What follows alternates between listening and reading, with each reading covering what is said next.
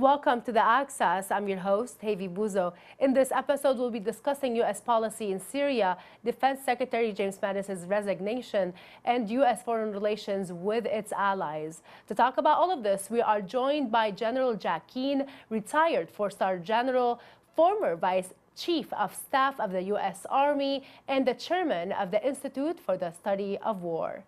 Thank you so much, General Jack Keane, for joining us once again. An honor to have you. Delighted to be here. Let's start by talking about the American administration's decision, President Trump's decision specifically, in withdrawing from Syria, which shocked many people in Washington and around the world. Yeah, I totally agree. I mean, I was shocked myself, and as was pretty much all the members of his national security team, to be frank about it. I have had the occasion to talk to the president a few times about it. I was just only disappointed by the decision. But in the execution of that decision, he has set some conditions, and he has expressed no timetable. So both of those are good. And the conditions are these.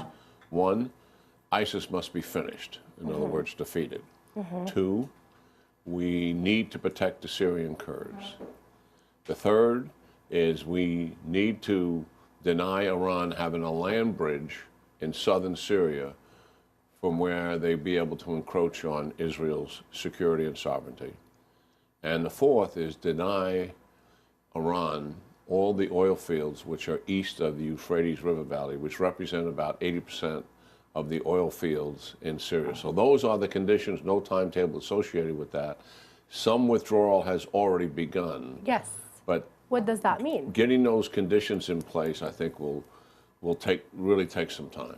We're kind of confused about these conditions because Senator Graham said that those are conditions that are set, that the president committed to these preconditions during the meeting. Then President Trump tweeted basically kind of saying, we're going to be taking our own measures, but we're not committing to any. He did not validate the things Senator Graham was saying. No, he agrees with those conditions. He does. There's no doubt about it. But he doesn't want people to believe or think or come to the conclusion that he's reversed his decision. He hasn't changed the critical decision, which is we are withdrawing from Syria. What he is saying, no timetable associated with that. And we have to put those other conditions in place. So these movements that we saw in the American forces are not an actual withdrawal from Syria at this point? What it was is some equipment being withdrawn. The truth is that we're not using anyway because the major fight against ISIS up in Raqqa is over. A number of those equipment would have come out in any event, regardless of the president's decision. I mean, what type of message, though, this sent to our enemies when the president is giving them the hope that the United States is coming out and getting out of these countries where the war against extremism by ISIS and obviously Iran is not over, and it's far from being over? Yeah, certainly. We want to make certain that ISIS cannot reemerge and rebuild, and clearly they'll have that as an objective and a goal.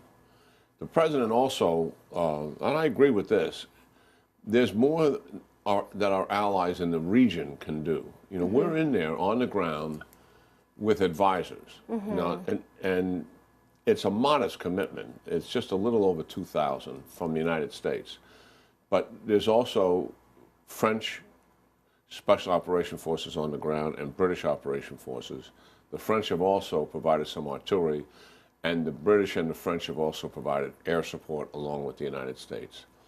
But none of the other regional allies are in there on the ground doing anything. And that's one of the frustrations that the president has. And after all, this threat is in your backyard, and why aren't you doing more? He wants more burden sharing from them. Why does the United States always have to do the so-called heavy lifting? And that's his frustration. And so he's talking to the allies in the region, and we'll see what the kind of commitments they're going to come up with. Turkey is going to be creating a buffer zone, a security zone, not a safe zone in the conventional way that we usually think of a safe zone to protect civilians, but to basically create that buffer with the Kurdish forces or the SDF forces led by the Kurds.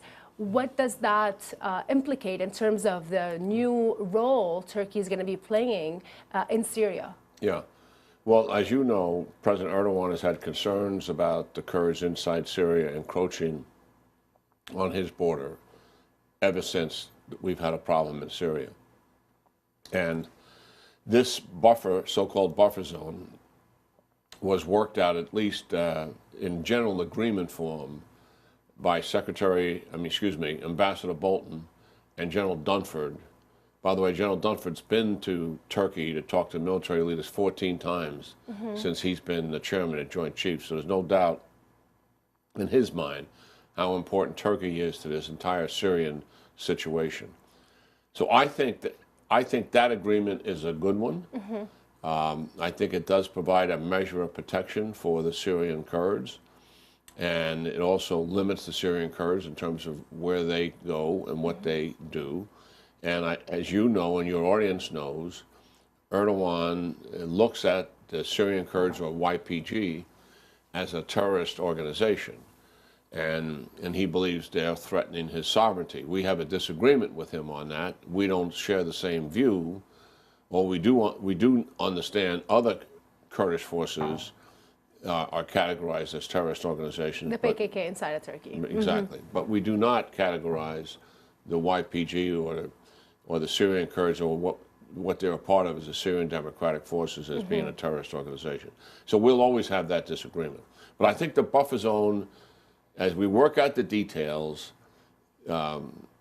hopefully will provide the kind of status quo that we need and keep those forces, Erdogan's military forces and the Syrian Democratic Forces, or the Syrian Kurds, away from each other. And that's the intent. Remains to be seen what actually happens. What about the other side of the border, the Syrian SDF-controlled territory, where the fight against ISIS continues today? Who is going to be controlling this area? The fears are that the Assad regime, along with Iran, that somehow they're going to be filling that gap, that vacuum the United States is going to be leaving behind if the withdrawal continues. Yeah. It would be a mistake if the eastern part of Syria, what we're really talking about is the eastern side of Euphrates River Valley. That's where the Syrian Democratic Forces control most all of it. On the western side of that river valley is where the Iranians' proxies are, the Assad regime, supported also by Russian air power. It would be a major loss, I believe, to the stability in Syria if, after we eventually leave, if all of eastern Syria falls under the control of the Iranians and the Assad regime. That would be a major mistake. And that's one of the concerns I've had about this withdrawal decision from the beginning, because our commitment is so modest. 2,000 advisors, essentially. Not that they're not in danger. Obviously, we just saw what tragically happened yesterday with 4 Americans being killed and others. They're in a combat zone, and that's dangerous. Even though they're advisors and are not directly involved in the fighting, they're certainly subject to harm. But that's a modest commitment of 2,000, and out of that, we get a big payoff. I mean, the big payoff, and the Trump administration and the military deserves the credit, was the destruction of the ISIS safe haven in Syria, something Obama was never willing to do. And it has been destroyed. And that is major, major accomplishment. I would hate to see us squander that and then lose that territory where they could possibly rebuild, or where the Iranians and Assad take over the oil fields and all the resources that are on that side of the river. The other thing is, by having some influence in eastern Syria, gives it a seat at the table for political discussions leading to some kind of resolution of the civil war. Without that, influence, we're not going to be at the table. Erdogan will be at the table, Turkey, Syria regime will be at the table, Iran will be at the table, Russia will be at the table, but the United States will not be there because we've walked away, and that's a mistake. So hopefully we'll be able to maintain our influence. Our allies have got to step up. That's what the president wants. But at the end of the day, I have major concerns about our eventual pullout. In your opinion, why would the president make this decision so surprisingly, even though he did talk about it before, but during the time when the president made that statement, there were James Jeffrey. He was talking to people inside of these SDF-controlled areas, promising them that the United States is committed to staying until Well, Iran when he was saying up. that, the United States was. It was a decision that the president made somewhat impulsively. There was not a National Security Council meeting on this where all the options and the risk associated with those options would be discussed, where consultation with our allies who are involved in this would also be participating, where the implications of what any kind of withdrawal would mean, not only to the operation in Syria, but the stability of Syria, what it means for our allies. The British and the French who were on the ground with us and providing air power were not consulted either. So I do think that's a process foul, and it's a mistake, and I think it's an injustice to the president for him not to have had the benefit of the entire U.S. interagency effort examining this issue for a number of weeks and then bringing him options for him to make an informed decision, understanding what the risks are for that and even what the political risks are, which should be considered for anybody who's president of the United States. As you can see right now in the American media, we are hearing a lot of criticisms and blame for the suicide attack that we saw the fallen American soldiers, getting killed as a result, where there's no history of this type of operation happening in Syria against Americans as of yet. The blame was that the president sent that message that emboldened and empowered the remnants of ISIS, and that means that, we are basically flushing down the drain all of the sacrifices the American military have been making to defeat ISIS. Well, I don't know. I'm not certain that's provable. I mean, we can speculate about what ISIS' motivation is for this last attack, whether it came as a result of the president's decision or whether there was a plan in place, for weeks to do something like this. We just don't know. But nonetheless, I think it emphasizes for anybody looking at that the danger that ISIS presents. This is a dangerous organization. They have ambitions that are not only external to Syria, but are external to the region. They have networks that operate routinely in Europe. They're affiliated in 30 other countries. They have strategic objectives that concern the United States. And I think the basic issue that we have had since 9/11 has been basically sound, with operating with three presidents. As much as I disagree with things that President Bush did, and we got him to change his strategy dealing with the war in Iraq, what President Obama did, I thought he pulled back too much, pulled out of Iraq, and we got ISIS. And some things that President Trump is doing, there has been some consistency in principle, and that principle has been, when it comes to radical Islamic fighters, let's fight them where they are and prevent them from coming to the United States. And I think that's basically sound. In other words, you stay on. The best defense is a good offense. And that principle has been sound. Now, you can argue about it, to be sure. And why are we in Afghanistan after 17, 18 years at this? Why can't we seem to bring this to resolution? Those are all good discussion points, and there's reasons for all of that and explanations. Some are satisfactory and some are not too satisfactory, to be frank about it. But the basic principle is sound. And that's one of the concerns that I have and others about the president's decision. In other words, we're not staying on offense, and we know they're there. So he said the condition is that we will finish ISIS and ensure that they're defeated before we leave Syria. Okay? Let's make sure of that. And we'll be watching. And that certainly is an achievable goal. And I hope we just stick to it. Another concern in Washington and in other countries is the strategy against Iran. Some people went as far as saying that this statement about pulling out of Syria and eventually actually pulling out of Syria, it's a complete assassination to the Iran strategy.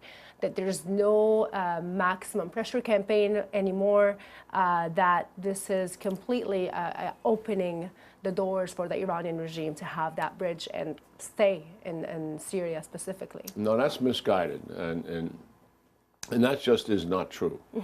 I understand why people are coming to that conclusion, but it's not, I don't agree with it at all.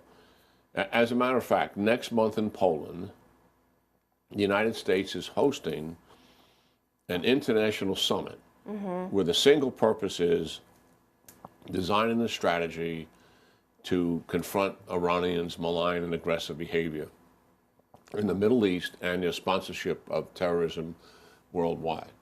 And there's countries coming to that summit from Asia, from Africa, from South America, from Europe, and obviously from the Middle East and the United States. So that is a commitment that the United States has made, that Iran is the major threat to U.S. interest in the Middle East. Radical Islam is a secondary issue there, but the major strategic threat to U.S. interest and to those of our allies in the region is Iran. And I know for a fact this administration is not backing away from that strategic problem. What do you expect coming out of the Poland summit about Iran? Well, I think the most important thing is gathering the countries together into a partnership and making a political, a military, and an economic commitment to join together. And this is one of the president's points that I strongly agree with. The United States doesn't always have to do all the heavy lifting. We don't have to do the disproportionate share of the burden.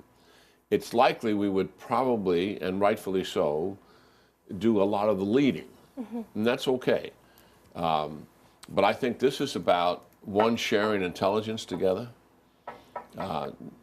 two, pushing back on Iran geopolitically, and three, sharing military capabilities and making it clear to the Iranians that these allies and partners intend to stand up and confront the Iranians' aggression. And that means we have to be tough-minded about it. And I do believe that the president made the right decision in pulling out of the nuclear deal. And there still are European nations that are participating in that deal and disagree with that decision, and they'll certainly be at this meeting. But I think what has stopped the Iranians from doing is having an absolute guaranteed pathway to a nuclear weapon. And of course, all the money that they've used that came from sanction relief, they have poured that money into supporting their aggressive activities in Syria and their aggressive activities in Yemen, where there are two civil wars raging that would not be raging without the Iranian financial support. Let's talk about the administration for a bit and start with the DOD. General Mattis resigned. You originally suggested as General Mattis to the president for him to become the Ministry of Defense Minister, and some people were critical of the performance of General Mattis during his time, but at the same time, when he resigned as a result of maybe as the speculation said, the president's decision to pull out of Syria, he disagreed with that and he resigned. People applauded that resignation by General Mattis. How would you see, obviously, the service of General Mattis during his time as our Secretary of Defense, and at the same time, his decision to resign in this particular moment? Yeah. Well, first of all, I got great respect for Jim Mattis. obviously, I've known him for a number of years, and I did recommend him strongly to the president after I couldn't accept the position. And certainly the fact that he was able to stop what he was doing in his life and re-enter public service after 40 years of service is something that's commendable and admirable, and certainly I hold him in a very high regard for doing that. I think what happened in those 2 years, which I believe does happen in just about every administration that I'm aware of, at some point, not all the time, but at some point, people that you bring into your administration, for whatever the reason, you're no longer on the same page that you were when you started. And that becomes more evident because decisions are being made, give and take is going on. And I think it was not just about the decision on Syria and Afghanistan. I think that was the catalyst for the resignation. But I think the resignation also was being driven by the fact that Secretary Mattis knew that he wasn't on the same page with the president as much as he would want to be. And maybe it would be better to have somebody else come in who could be on that same page with the president and therefore be able to serve him better. So I think that, in a general sense, is what happened there. And you disagreed with General Mattis on many things during his time. Yes, I did. It's not necessarily General Mattis. I disagree with. I take on the president's policies. Actually, I support him, generally speaking, on most things, but have disagreements on some things. I thought our response to the chemical attacks that Assad made on his own people, that our response should have been much more significant. We should have taken down all of his air power as a result of the first attack, much less the second one. And that was Secretary Mattis's decision at the time? The Pentagon made a recommendation to, to the president and the entire national security team, which they accepted. Yeah, so I thought we needed a very strong response to actually get inside Assad's head that you're not going to do this again. Obviously, the first strike that he made and our response to it did not convince him not to do it again, because he did it again. And so that was my view of it. And there are other things that are more minor, but by and large, as I have said ever since President Trump issued his national security strategy, which framed the world and the United States' interest in big power competition with Russia and China, and to a lesser degree, Iran's aggressive behavior for regional domination, and then dealing with North Korea as a rogue state, and radical Islam as the major threats the United States is dealing with, but shifting the emphasis to major adversarial relationships with China, Russia, and Iran in that order was, I think, absolutely on the mark. And the National Defense Strategy, I spent a year examining it on a congressional commission, agrees with that. So, yes, I support the president's strategy by and large. Like a lot of other analysts, I disagree sometimes with execution. So, I mean, if we want to talk about right now in terms of, the relationship between the president and John Bolton and, with Mike Pompeo, how in sync is the administration today after this back and forth on the decision of pulling out of Syria and other issues? Well, I think the president has a strong national security team around him. Secretary Pompeo, I think, is a superstar in the administration. He clearly knows how to deal with the president, and he clearly agrees with the president on the United States stepping up to its global leadership responsibility in the world, and putting the United States back on a world stage, working with our allies in exercising that leadership, confronting China in the Indo-Pacific, confronting Russia in Europe and in the Middle East, and standing up against the Iranians. All of those policies that are taking place, Secretary Pompeo, has his hand in it. And everything I understand, he and Ambassador Bolton work very well together. And certainly they're on the same page in dealing with the president. They'll have to find a new Secretary of Defense, but I'm sure whoever they find will be someone who agrees with the president's policy and is able to work with that national security team. Even when they had other people on the national security team, I thought it was a strong team. When H.R. McMaster was there as a national security advisor, I thought he was a strong contributor to what the president is doing. But the president has a right to change his team out based on how he feels about people. I told him in my initial interview with him back in November of 2016, I said, don't make any apologies for the fact that you don't know a lot about foreign policy and national security. You don't have to. Most of your predecessors post-World War II are in the same position when they obtained this office. I said there's been a couple of exceptions. Certainly, President H.W. Bush was an exception. He had vast experience in international affairs. But, Ronald Reagan did not. Bill Clinton did not. George W. Bush did not. President Clinton did not. Those are all your immediate predecessors. I said, so the important thing is to surround, what you all have in common, all presidents are, you're all very smart and you're all quick studies. So very, very quickly you'll get up to par on what's going on in the world, and you'll have these issues at your fingertips. But surround yourself by people that are subject matter experts. And I gave him another point. I said, don't only make sure that they know what they're talking about, but because the crises you're going to be in with them are unexpected and they come quickly, you're going to spend a lot of time on those crises, and there's a fair amount of stress involved. It's not like dealing with tax reform, because there's people's lives at stake. I said, you're going to feel that stress, and that's natural, and you're going to feel a burden associated with that all presidents feel.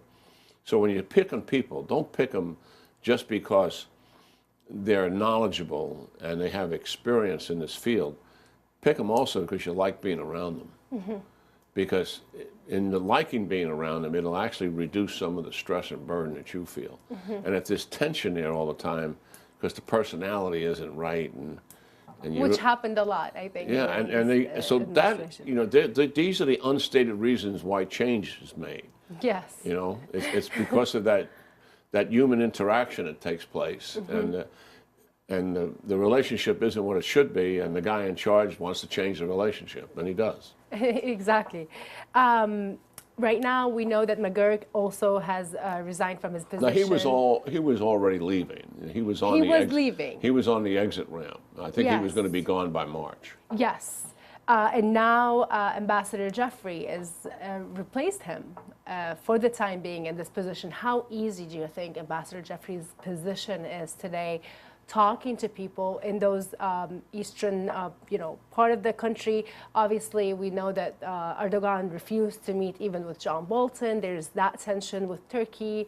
It's back and forth, obviously, with Turkey. We have a good day and a bad day. Well, I've spoken to Ambassador Jeffrey since the decision. Okay. And, he's executing the president's decision, as is Secretary Pompeo and Ambassador Bolton. But they have also, collectively come together to help craft out a policy in terms of execution that makes sense. And they have spent the last couple of weeks dealing with our allies in the region and also dealing with our allies in Europe based on the implications of the president's decision and letting them know, here's what we're looking at, getting input from them as well. So, yes, I don't see Ambassador Jeffries going anywhere. I would suspect, he didn't tell me, but I would suspect, like myself and others and other members, that he was initially disappointed by the decision and trying to figure out what's going on. And now he understands what's going on. and we're well into execution. What do you? There's a lot of people who call me from the eastern part of Syria who are, Kurds and Arabs. They're afraid of the United States leaving. They want the United States to stay. They were feeling hopeful. Things were getting better for them finally. The cleaning, the schools, life was back to normal, and people were hopeful. Now they're afraid. They're scared, and mostly of the Assad regime and the Iranian forces coming in. They think it's going to be a genocide, a massacre of everybody. They're going to be fleeing for their lives. What are the scenarios that we can expect, and tell people who are watching us what could happen to this, to well, those I can areas? understand their disappointment and their fear because the future is uncertain, and there are no guarantees, to be sure. But I don't believe that over time the United States is going to completely abandon the people in eastern Syria. We've been there fighting, for their liberation from ISIS for a number of years now, and we have succeeded at most of it, not all of it. So yes, I understand that concern, but the president has established a condition that we're going to finish ISIS once and for all, and that has got to be done. What is their concern after that? What about Iranians, proxies, and Assad's aggression? Will they move across the Euphrates River Valley and do in the east what they have done in the west, which is essentially... And they're negotiating with the SDF as we speak. Well, I can understand the SDF doing that. I can, out of their concern that the United States will not be there long term. But yes, I can't take away those concerns. Certainly, you can't trust what Assad or the Iranian proxies say, and what they have done for almost 7 years is slaughter people in central and western Syria to a point that is absolute criminality. It is genocide. It is a horrific human catastrophe. And it would be a travesty if that happened in eastern Syria.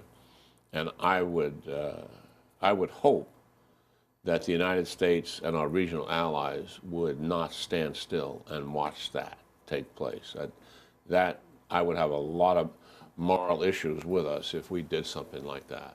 I find that would be morally repugnant to watch that kind of human slaughter take place when we were there trying to liberate them, for the stranglehold that ISIS had on them, and have been successfully in doing that. The other thing I really was hoping that we were going to do is really complete the reconstruction of northeastern Syria, so that all the power plants, water treatment, the schools, the infrastructure was all destroyed as a result of the fierce war that took place there, and all the IED and the bombs and everything that destroyed that, some of which we destroyed, also because of the fighting.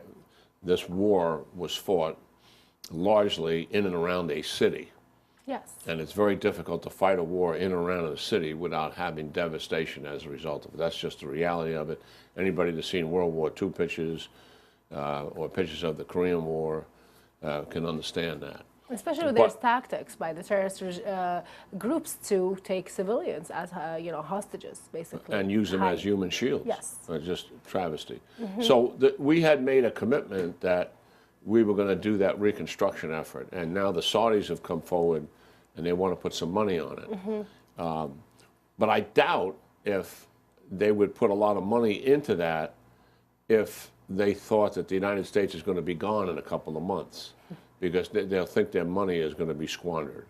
So it remains to be seen about that commitment. But I'm hoping that we're able to continue that reconstruction effort, to try to put the infrastructure of people's lives back together again, and get those services and utility services they need in those schools back to where they should be. Do you think the administration would approve of any scenario where the SDF would have some type of deal with the Assad regime, while they're pulling out, and maybe continuing the support of the SDF and the protection of the SDF, but while Assad and Iran are now in?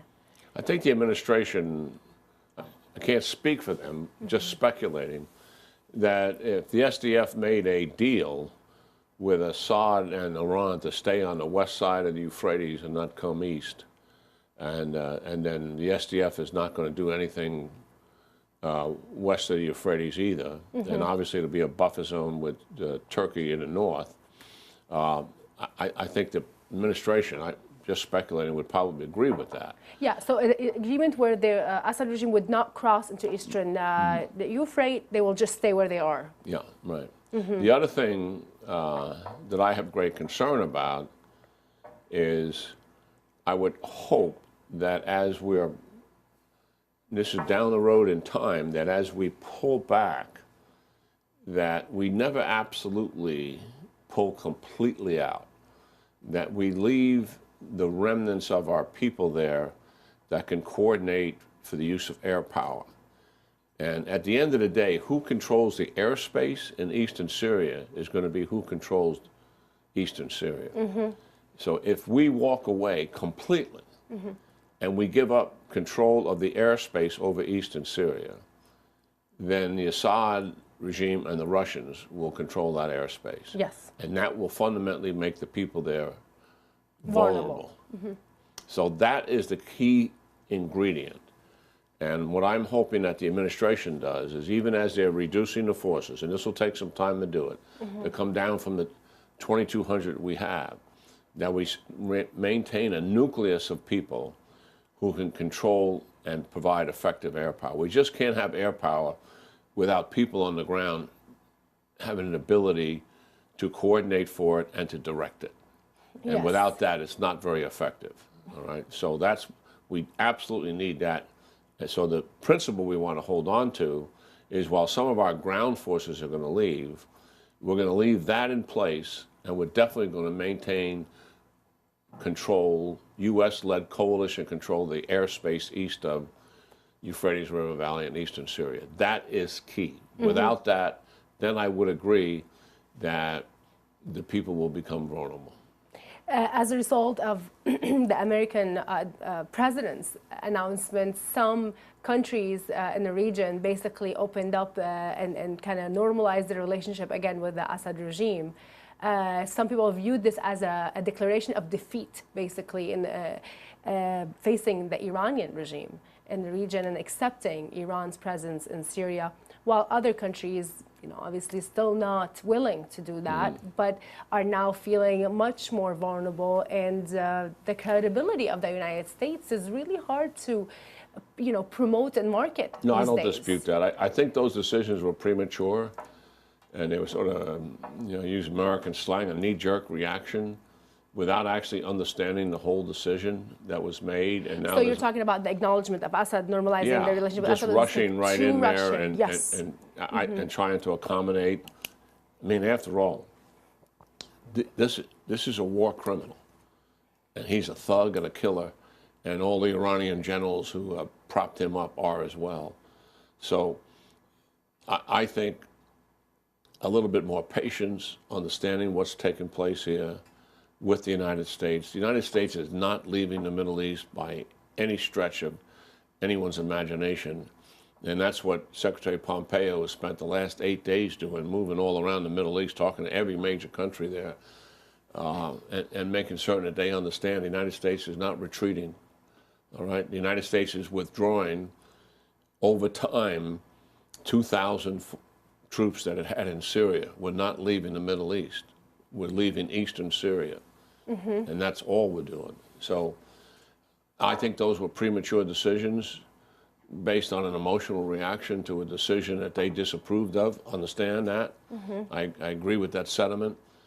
But let this decision play itself out. And even now, what we understand about it is very different from when the original decision has been made. And we'll see what happens over time. There's a lot of zigzagging with the decision making in the White House today. Is it part of the Trump strategy, which he talked a lot about during his campaign, to maintain the secrecy of the United States plans and strategies so that our enemies don't know what we're trying and what we're going to do next? Well, I think he's always said we should never we should never give the adversaries one, when we're going to do something, and two, when we're going to stop doing it. We shouldn't give them those parameters are too much information. So in principle, he operates that way. But this decision that he made as quickly as it came out without any anticipation had more to do with his personal decision-making style than anything else. But I mean, we saw the zigzag, and like you said, coming back, putting new conditions, talking with Turkey in a certain tone, then coming back and completely, having a new tone the next day. It's very unpredictable. No one knows in the region where things are going to be shifting next. Who is going to be defeated in terms of two campaigns at war with each other? Yeah. I can understand that.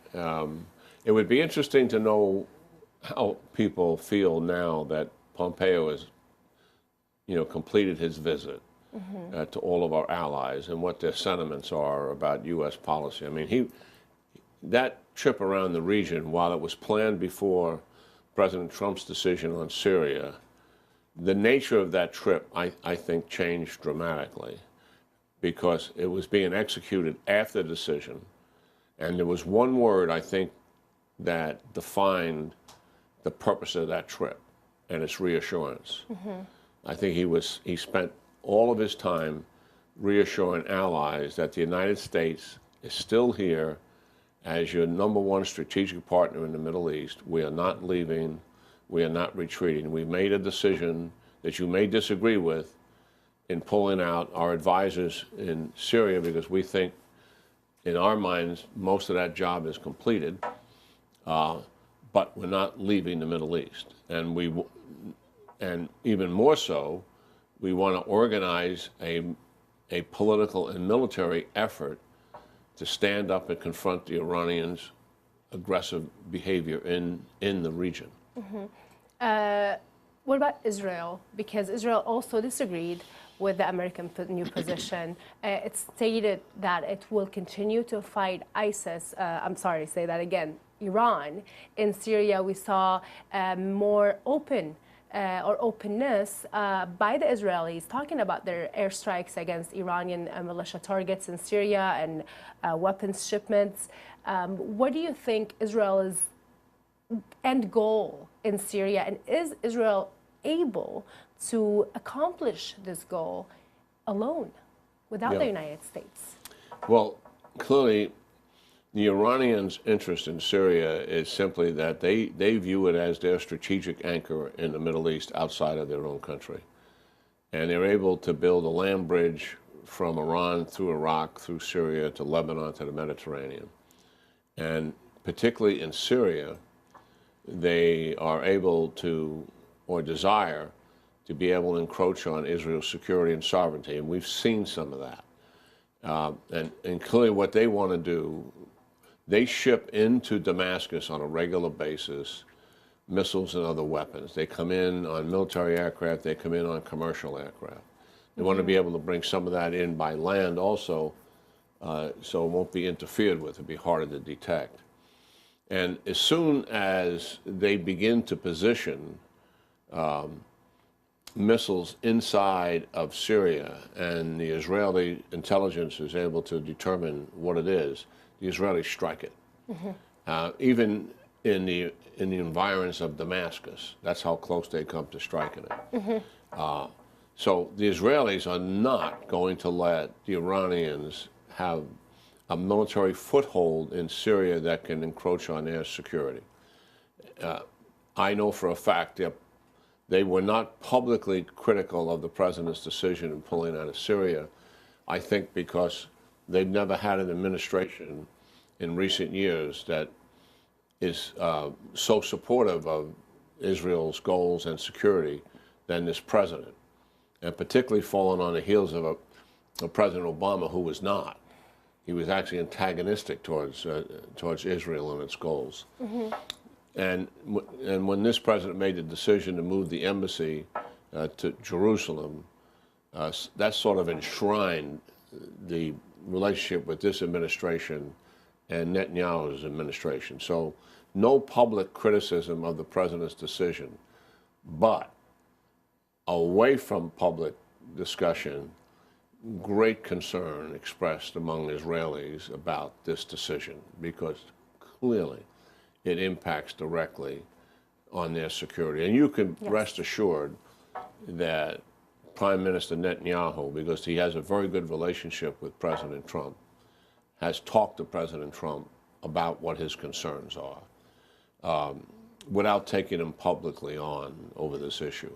So I think the United States knows exactly, what Israel's concerns are. Ambassador Bolton, the National Security Advisor, that was his first stop after the decision was made to withdraw from Syria, to meet with Prime Minister Netanyahu, and then he went on into Turkey to meet with Erdogan, who would not meet with him, but he met with all of his people, and they worked out the 20-mile buffer zone deal. So the United States knows for a fact where Israel is. And they know that that Israel's disappointed we're leaving, and I'm sure that we have given Israel assurances that we will be there for you. We have not left the region. They have all sorts of air power. We've got bases all around that region, and we got significant military capacity, almost immediate military capacity.